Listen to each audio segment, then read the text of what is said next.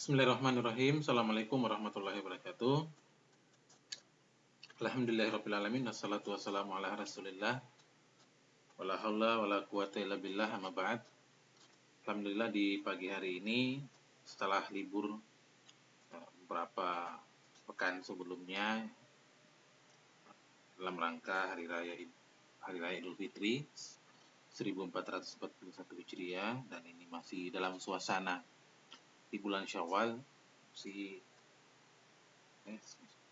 tanggal 4 Juni 2020.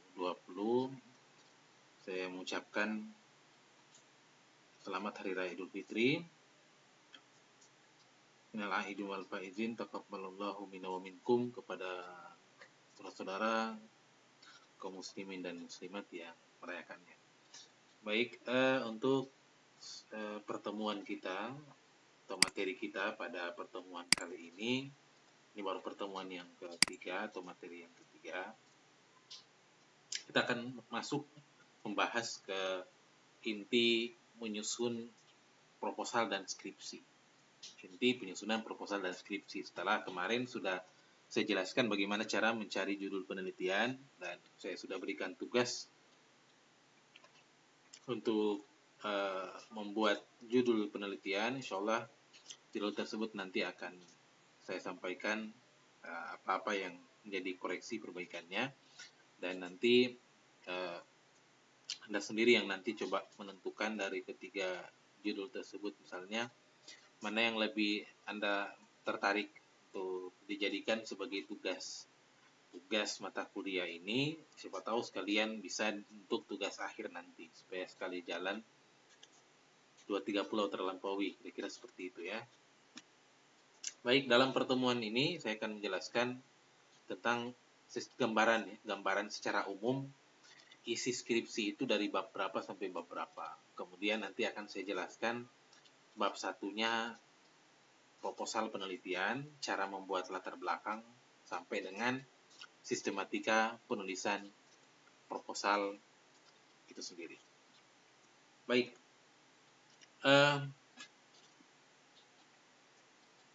ini adalah outline skripsi. Jadi skripsi itu ada divisi Puntikap itu terdiri dari 5 bab. Yang pertama bab 1 pendahuluan, bab kedua tinjauan pustaka, bab ketiga metode penelitian, bab keempat hasil penelitian dan pembahasan, bab kelima memuat kesimpulan dan saran. Untuk proposal penelitian itu dari bab 1 sampai bab 3. 4 dan 5 itu nanti di skripsi. Jadi lumayan banyak di proposal. lumayan. Kalau kita melihat outline-nya ini lebih banyak. Hanya di proposal kadang membutuhkan, ya bukan berarti waktunya lebih banyak proposal daripada skripsi ya, tapi tergantung dari Anda nanti ketika mulai menyusun.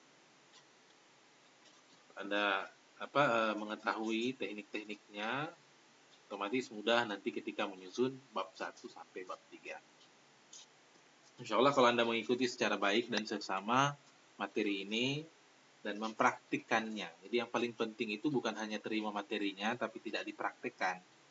Tapi habis terima materi, setelah itu Anda praktek membuat. Ya, tujuannya supaya Anda bisa menemukan di mana yang saya belum mengerti dari apa yang sudah saya jelaskan. Sehingga bisa ditanyakan, ya Pak, saya sudah buat begini-begini tapi saya terkendala dengan seperti ini. Atau saya belum mengerti dengan ini. Kira-kira bagaimana caranya? Karena ini lebih kepada teknis menyusun proposal. Saya lebih mengarahkan supaya nanti mahasiswa bisa menyusun tugas akhirnya dengan mudah. Baik, bab 1 itu pendahuluan terdiri dari 4 hal yang akan disusun di sana. Ada latar belakang, rumusan masalah, tujuan dan kegunaan penelitian, dan sistematika penulisan.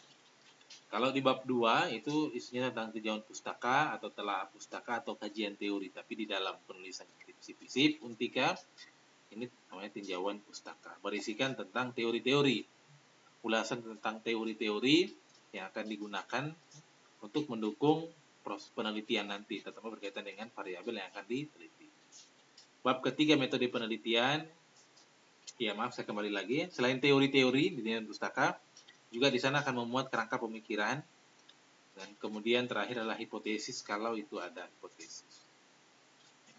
Apalagi yang memang penelitiannya penelitian asosiatif, ya, nanti harus punya hipotesis. Kemudian bab ketiga metode penelitian, yaitu memuat waktu dan jenis penelitian, pemilihan lokasi penelitian, ya, waktunya kapan, jenis penelitiannya apa, kemudian lokasi penelitiannya dipilih itu karena apa pertimbangannya, dan seterusnya. Nanti secara teknis saya akan jelaskan satu persatu. Subjeknya apa, objek penelitiannya apa, populasinya dan sampel, metode pengumpulan data, analisis data, definisi operasional indikator dan pengukuran variabel. Bab kelima ini sudah membuat hasil penelitian dan pembahasan yang terdiri dari 2. Deskripsi lokasi penelitian, dijelaskan tentang deskripsi lokasi penelitian, kalau di kantor, kalau di desa misalnya, tapi kalau ya nanti Anda yang sendiri menentukan. Yang B, analisis data dan pembahasan hasil penelitian. Terakhir, bab 5, kesimpulan dan saran. Itu outline atau sistematika penulisan skripsi visi Puntika dari proposal sampai dengan skripsi.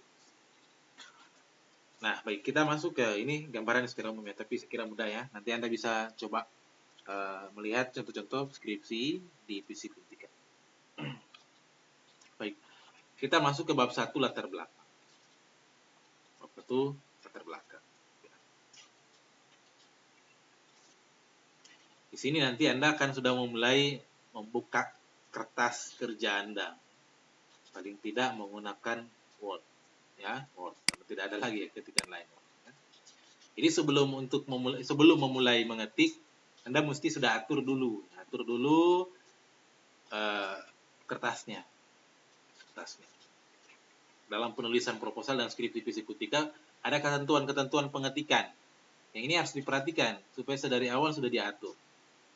Jadi untuk menulis naskah itu menggunakan kertas A4.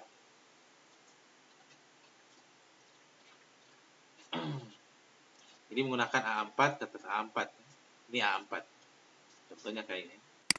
Ini A4. Ya. Ini menggunakan A4. Kertas A4 atau kertas kuarto. Kemudian, ya ini perlu diperhatikan layout dan jenis hurufnya. Layout dan jenis huruf ketika nanti Anda sudah memulai menulis. Apa isinya layoutnya? Batas atas dan batas kiri, kanan, dan bawah kertas. Jadi ada ketentuan. Batas atas itu di sini. Kemudian batas kiri yang ini. Kanan yang ini, bawah. Ketentuannya di sini. Batas atasnya itu 4 cm.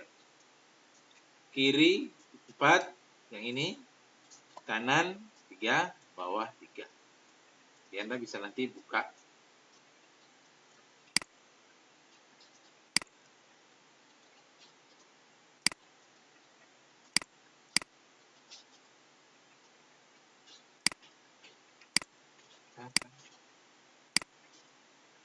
Oke. Margin, ya ini. Batas atas, kiri, kanan, bawah. Ini saya sudah atur. Jadi Anda bisa mengikuti. Jadi itu yang diatur. Selesai. Kemudian hurufnya menggunakan Times New Roman 12. Fontnya 12. Ukuran 12. Kecuali di sini ketentuan-ketentuan, misalnya untuk judul dia di bold, kemudian fontnya 14. Nama lembaga dan seterusnya itu sama. Ya.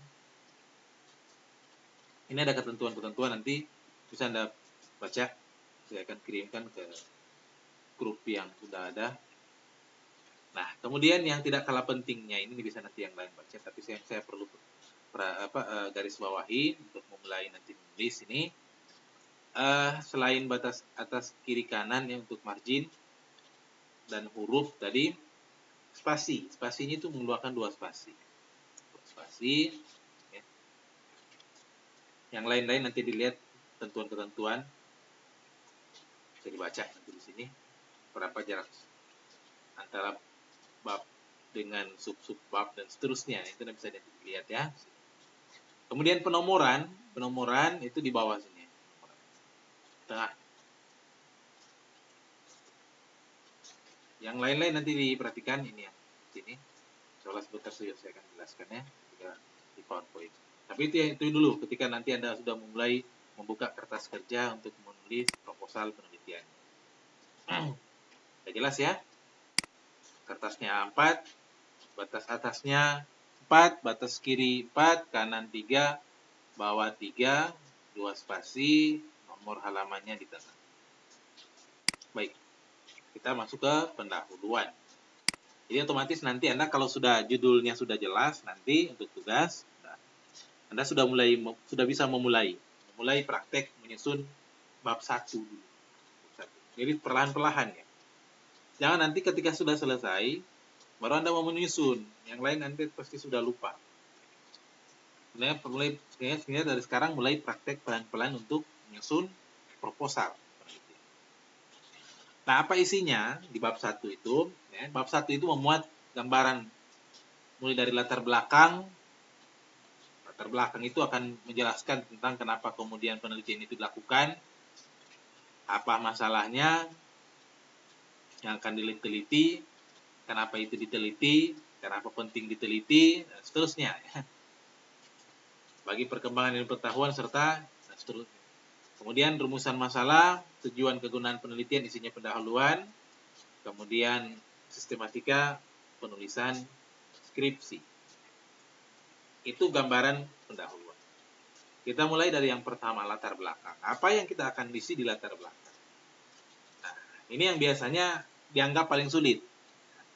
Biasanya peneliti atau penulis pemula itu biasanya kesulitan di dalam menyusun latar belakang. Jadi latar belakang pada dasarnya bertujuan untuk mengantarkan kepada permasalahan. Jadi latar belakang ini akan ada gambaran yang kemudian memberikan penjelasan sebetulnya yang mau diteliti ini apa. Jadi mengantarkan kepada permasalahan. Yang mencerminkan topik utama penelitian. Sehingga kita bisa memahami, oh inilah yang sebetulnya akan diteliti. Secara umum berisikan uraian mengenai gap, kesenjangan antara dasein dan dasolennya, antara harapan dan kenyataannya, antara harusnya dengan senyatanya. Kira gambaran secara umum di latar belakang. Nah, caranya bagaimana? Ada beberapa langkah yang bisa saya contohkan di sini dan Anda bisa praktekkan. Ini contoh yang saya coba berikan gambaran ke Anda. Jadi pada bagian awal latar belakang itu gambaran umum tentang masalah yang akan diangkat. Jadi modelnya nanti mengerucut semakin ke bawah. Jadi pada gambaran umum dulu tentang masalah yang akan diangkat. Lalu memulai dari mana? Yang boleh hal-hal yang umum kan ini bisa, kalau Anda misalnya penelitian di Kabupaten Banggai misalnya, atau di instansi Kabupaten Banggai, ya Anda mungkin berangkat dari konteks nasional dulu, isi umum. Boleh. Kemudian setelah itu pada bagian tengahnya bisa juga berkaitan dibahas tentang bagaimana pendapat-pendapat ahli berkaitan dengan apa yang Anda sudah teliti ini, akan Anda teliti ini, kemudian dampaknya bagaimana, pentingnya itu penelitian dilakukan, dan seterusnya.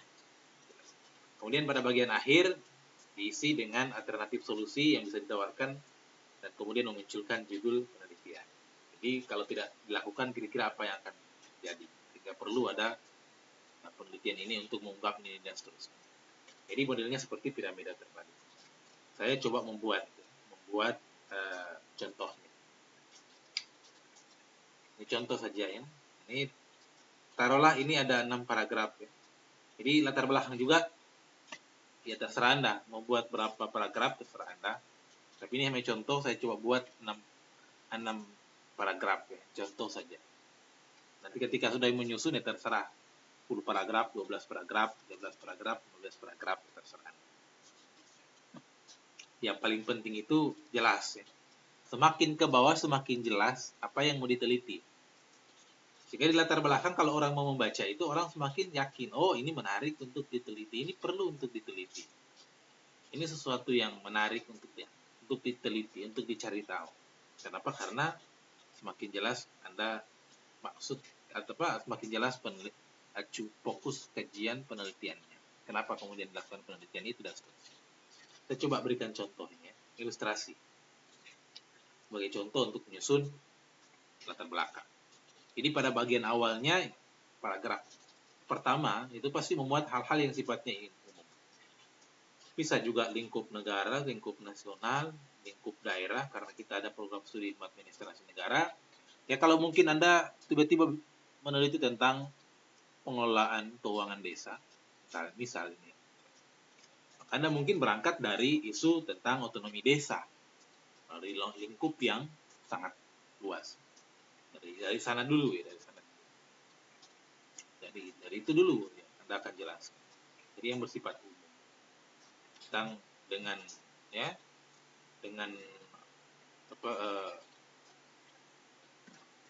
melalui undang-undang desa, dengan terbitnya undang-undang nomor 6 tahun 2015 seterusnya tentang desa, buka peluang kesempatan kepada desa untuk mengembangkan potensi dan seterusnya ya. Itu mulai dari hal yang sifatnya umum seperti itu. Kemudian masuk ke hal-hal yang mulai mengarah ke bawah ya. Kalau tadi lingkupnya nasional, Anda sudah mulai ke lingkup daerah. Lingkup daerah, berikan gambaran perkembangan ya, terkini tentang bagaimana kondisi bangunan di desa, implikasi dari pengelolaan atau dari keuangan desa itu sendiri, ya gambarannya ya, perkembangan. Atau mungkin Anda menjelaskan variabel-variabelnya yang secara umum ya, tentang pengelolaan keuangan desa. Itu pengelolaan keuangan desa itu seperti apa, ketentuan-ketentuannya bagaimana, peruntukannya untuk apa dan seterusnya. Anda memberikan gambaran-gambaran seperti itu supaya ada kaitannya dengan apa yang sudah narasikan di paragraf pertama. Jadi semakin ke bawah semakin jelas, tapi ada keterkaitan. Ya kalau saya bahasakan di sini, antara satu paragraf dengan paragraf yang lain, Anda tidak boleh kemudian tidak jelas atau tidak ada kalimat atau tidak ada kalimat sebagai jembatan penyambung ya, antara paragraf satu dengan paragraf yang lain, sehingga ya tidak ada keterkaitan. Orang membaca paragraf satunya begini, ke bawahnya bukan malah jelas tapi malah tidak jelas. Tapi semakin kemudian sudah menyerut ke variabel yang akan diteliti, Anda akan mengulas di sana, baik secara teoritis maupun berdasarkan hasil penelitian. Bahwa teorinya mengatakan begini. Berdasarkan hasil penelitiannya ini dan seterusnya seperti ini. Menunjukkan bahwa pengelolaan keuangan desa dalam peningkatan pembangunan seterusnya Anda sudah mulai mengarah ke sana. Kemudian mulai menceritakan tentang objek yang diteliti, Anda sudah mulai ke daerahnya. Misalnya Anda meneliti di Kabupaten Banggai Kepulauan. Bagaimana Kabupaten Banggai Kepulauan pengelolaan keuangan desanya? Terutama lebih spesifik ke mulai mengarah ke desanya. Kemudian setelah itu baru kemudian Anda coba paragraf berikutnya memuat fenomena terkait variabel yang akan diteliti. Oh ya, pengelolaan keuangan desa di kita itu seperti ini ya, permasalahannya yang terjadi. Jangan lupa disertakan dengan data tentang keuangan desa. Baik, berapa sih ADD-nya di desa itu, berapa sih dana desanya, berapa sih anggaran pendapatan lain-lain ya, yang ada di desa. Paling tidak berapa tahun terakhir dibuat dalam bentuk tabel, kemudian Anda bisa menjelaskan, menggambarkan atau grafik ada peningkatan anggaran yang ada di desa. Setiap tahunnya meningkat misalnya. Yang itu harusnya dibarengi dengan peningkatan kualitas pembangunan. Contoh saja. Namun kemudian Anda akan letakkan dengan data. Hasilnya seperti ini. Kondisi pembangunannya mungkin banyak ada dianggarkan tapi ternyata belum selesai. Sudah habis tahun anggaran, sudah selesai, tapi pembangunannya tidak selesai-selesai. Anda akan menyertakan data-data dan informasi itu secara lebih lengkap. Jadi di sini sudah akan menggambarkan tentang apa yang menjadi bagian yang penting untuk diteliti di tempat itu. Sehingga ketika Anda menyajikan data-data tadi, setelah itu kemudian Anda akan menjelaskan pada paragraf terakhir, paragraf penutupnya nanti, jangan lupa, kenapa sih Anda tertarik mengangkat penelitian itu? Apa sih pentingnya? Urgensinya apa? Sehingga perlu dilakukan penelitian tentang itu. Tentang pengelolaan keuangan desa. Anda akan menjelaskan itu. Sehingga di bagian akhir itu dengan menuliskan judul boleh. Jika kemudian saya tertarik mengangkat judul ini. Kalau toh tidak juga tidak mengapa. Jadi ada dua versi yang saya kadang temukan. Ada di bagian akhir menuliskan judulnya. Jika tertarik mengangkat judul ini. Ada yang tidak, ada yang tidak. Yang bagus yang mana? Ya, menurut saya dua-duanya bagus. Dua-duanya bagus sepanjang, karena ya di perguruan tinggi lain yang saya pernah ikuti juga ya tidak, ada yang tidak menuliskan judul bagian akhir, ada yang menuliskan sah-sah saja. Yang intinya sebetulnya jelas, urutannya jelas dari hal yang sifatnya umum kepada hal yang sifatnya khusus seperti piramida terbalik. Semakin ke bawah semakin jelas apa yang akan diteliti, dan itu kemudian menunjukkan derajat kepentingan urgensi dari penelitian itu apa. Sehingga kemudian orang tertarik. Oh iya, ini menarik. Dan sekali lagi ini adalah argumentasi seorang penulis. Di latar belakang di sini memang membutuhkan kelihayan, kehebatan penulis untuk menguraikan tentang hal-hal yang tadi nih, yang saya sudah jelaskan, dari hal yang sifatnya umum sampai hal yang sifatnya khusus. Jadi ini adalah uraian dari penulis yang disertakan dengan data, teori, kutipan-kutipan dari penelitian terdahulu, kemudian informasi-informasi yang berkaitan dengan pentingnya yang kemudian penelitian dilakukan. Jadi ini kemampuan penulis untuk mengurai latar belakang, karena ini adalah argumentasi seorang penulis. Jadi sekali lagi ini adalah argumentasi penulis di latar belakang, agar supaya ini memang penguji, pembimbing nanti Anda memang yakin bahwa ini menarik untuk diteliti. Ya kalau latar belakangnya datar-datar saja, seolah tidak ada apa-apa, ya untuk apa mau diteliti? Kayaknya kurang menarik. Padahal sebetulnya ini menarik. Cuma Anda tidak mampu memberikan gambaran secara lebih spesifik dan detail kenapa sih itu kemudian dilakukan penelitian. Itulah di latar belakang pentingnya argumentasi-argumentasi itu dibangun untuk menunjukkan derajat pentingnya, urgensinya penelitian itu dilakukan karena ada permasalahan ini dan seterusnya, sebagaimana yang saya sudah ungkap di awal tadi. Itu yang latar belakang. Sebagai contoh mungkin saya lihatkan,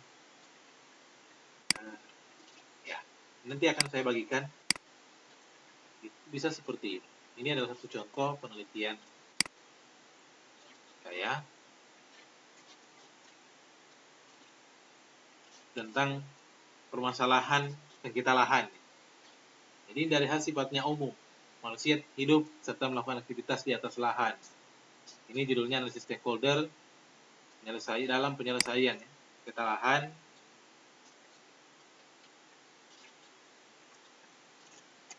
Dalam penyelesaian sengketa lahan antara PT Dongge Semeru dan masyarakat Kabupaten Banggai, Provinsi Sulawesi Tengah. Ini hanya sifatnya umumnya.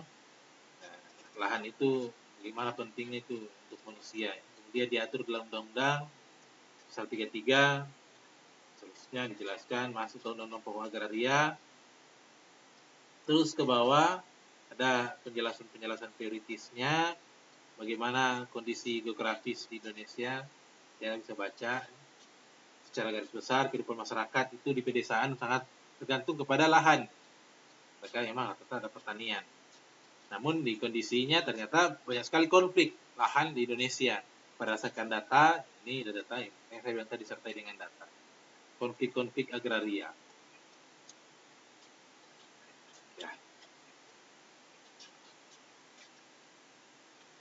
Ini grafik konflik agraria.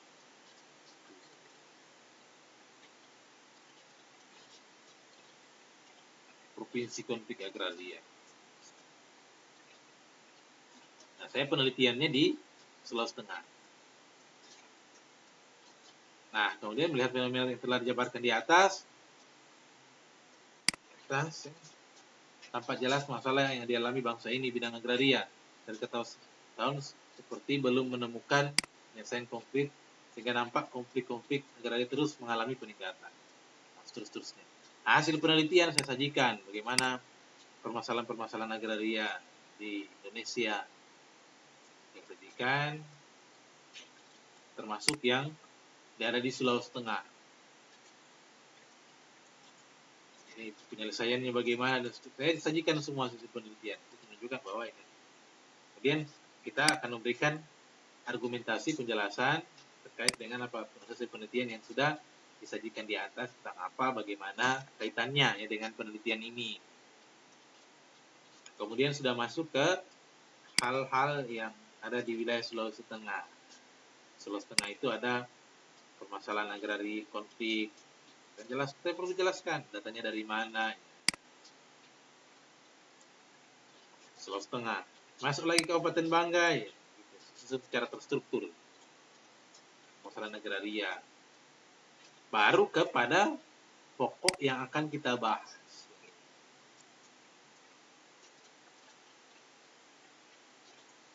Yang ini.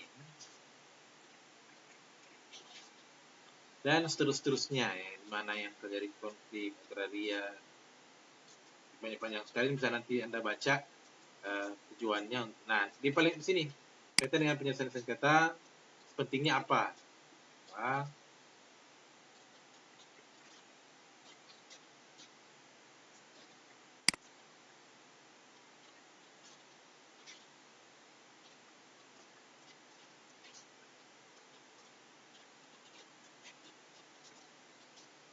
Ini sudah ada penyelesaian-penyelesaian. Itu boleh ya, ini bisa dijadikan sebagai informasi. Banyak sebetulnya latar belakang yang Anda bisa download, skripsi-skripsi dari berbagai perguruan tinggi Anda bisa download untuk kemudian melihat bagaimana sih cara menyusun latar belakang, argumentasinya seperti apa, itu boleh. Boleh.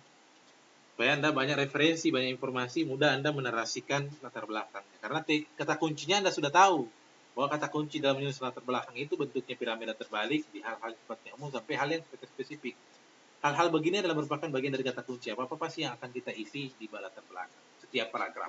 Dan itu mesti saling keterkaitan, ya. Jangan tidak saling keterkaitan antara satu dengan yang lain, sehingga semakin ke bawah semakin. Saya kira itu ya di latar belakang, cara membuat latar belakang. Anda boleh juga buka YouTube, ya. Sudah ada YouTube tutorial membuat latar belakang. Mudah sekarang. Itu bagian A. Kemudian bagian B, setelah Anda menyusun latar belakang, Anda akan membuat rumusan masalah penelitian yang berisikan tentang kalimat pertanyaan. Sesuaikan dengan judul Anda tentu. Kalau judulnya univariable, biasanya kalau penelitian kuantitatif itu hanya satu rumusan masalah. Saya contoh ini ya. Judulnya tentang pengelolaan keuangan desa di desa A, kecamatan B. Maka rumusan masalahnya bagaimana pengelolaan keuangan desa di desa A, kecamatan B. Itu kalau deskriptif. Kalau asosiatif lain lagi. Sehingga saya coba memberikan contoh di sini. Dan yang kalau deskriptif ini seperti ini. Kalau asosiatif lain lagi. Mereka lebih cenderung sampai 3, ya, bahkan lebih rumusan masalah, ya tergantung nanti. Semakin banyak variabelnya, semakin banyak rumusan masalahnya. Semakin banyak variabelnya, semakin banyak rumusan masalah. Ya, saya kira jelas, mudah sekali untuk rumusan masalah. Bentuknya kalimat tanya, Anda hanya untuk melihat, menggambarkan apa sih yang akan Anda telitikan. Mau menanyakan apa nanti, mau jawab apa nanti, dalam bentuk kalimat tanya. Latar belakang rumusan masalah selesai, kemudian membuat tujuan dan kegunaan penelitian. Apa yang menjadi tujuan dan kegunaan? Ini Anda buat terpisah. Tujuan penelitiannya apa, kegunaannya apa. Tujuan itu disesuaikan dengan rumusan masalah. Rumusan masalahnya satu, tujuannya satu. Misalnya tadi ya, bagaimana pengelolaan keuangan desa di desa A, kecamatan B. Tujuan penelitiannya adalah untuk mengetahui bagaimana pengelolaan keuangan desa di desa A, kecamatan B. Tetapi kalau rumusan masalahnya di asosiatif 4, berarti 4 juga. Atau 3, itu ketiga juga tujuan penelitiannya, disesuaikan dengan rumusan masalah. Nah, berbeda dengan kegunaan penelitian. Jadi terpisah nanti. Tujuan dan kegunaan penelitian. Satu, tujuan penelitian. Dapat tujuan penelitian ini adalah untuk mengetahui bagaimana pengelolaan keuangan desa di desa A, kecamatan B, kabupaten C. Kalau di kegunaan penelitian itu bisa dibagi kegunaan praktis dan teoritis. Kegunaan praktis dan teoritis. Teoritis ini untuk apa? Pengembangan ilmu pengetahuan di bidang apa? Itu bisa jadi bahan referensi untuk peneliti yang lain yang akan mengembangkan keilmuan tentang apa, meneliti tentang apa. Teoritis bisa dijadikan sebagai referensi untuk mata kuliah apa, bisa dijadikan referensi atau pengembangan khasanah keilmuan di bidang apa, bagaimana yang awal saya katakan tadi, atau misalnya bisa dijadikan sebagai informasi ya dalam saya tentang pengembangan teori atau apa ya. Itu secara teoritis. Kalau secara praktis ya tentu untuk lembaga terkait atau desa, misalnya pemerintah desa dalam memperbaiki memperbaiki pengelolaan keuangan desanya. Kalau di instansi misalnya untuk instansi praktis. Bagi peneliti lainnya juga boleh ya. Bagi bahan informasi rujukan untuk melanjutkan penelitian yang serupa atau hal yang berkaitan dengan yang sudah diteliti sebelumnya. Itu kegunaan penelitian. Saya kira sangat mudah. Rumusan masalah tujuan dan kegunaan penelitian itu mudah. Berbeda dengan menyusun latar belakang. Anda membutuhkan referensi yang cukup agar bisa menguraikan gagasan Anda tentang kenapa itu dilakukan penelitian. Ini contoh ya, dan nanti lihat contohnya. Nah, yang terakhir di pendahuluan ini adalah sistematika penulisan. Di sistematika penulisan nanti Anda akan memberikan gambaran secara umum tentang isi skripsi itu dari bab 1 sampai bab kelima. Ini tidak sama dengan menulis daftar pustaka, tentu beda. Caranya bagaimana? Ini ada contohnya. Nah, ini. Sistematika penulisan. Adapun sistematika penulisan dapat diuraikan dalam komposisi yaitu sebagai berikut. Ini contoh saja ini ya. Sebenarnya penulisannya kurang terlalu rapi. Untuk besar kecilnya tidak diperhatikan. Jadi kayak begini, bab pertama pendahuluan yang memuat atau menguraikan latar belakang yang berisikan tentang ini, rumusan masalah dan seterusnya. Bab kedua, bab ketiga, bab keempat sampai bab kelima. Itu isinya sistematika penulisan. Kira mudah kali ini. Karena hanya mencopot dari gambaran-gambaran uraian-uraian bab per bab sampai 5 bab kelima. Hanya menjelaskan seperti apa sistematika nanti ketika Anda menulis. Kira itu mudah ya, mudah. Baik. Saya kira itu penjelasan saya untuk membuat bab 1 pendahuluan. Bab 1 pendahuluan, baik latar belakang, rumusan masalah, tujuan dan kegunaan penelitian, serta sistematika penulisan. Saya berharap nanti Anda bisa langsung mempraktikannya, mencoba membuat latar belakang bab 1-nya. Dari judul yang nanti Anda inginkan yang mana paling menarik untuk diteliti. Supaya nanti kelihatan apakah emang jelas ini masalahnya atau bagaimana. Menarik untuk diteliti atau tidak. Jadi sudah bisa Anda mulai mempraktikkan. Saya kira itu yang dapat saya sampaikan. Terima kasih atas perhatiannya. Mohon maaf apabila ada salah kata. Apabila ada hal-hal yang ingin ditanyakan bisa langsung melalui grup yang sudah ada.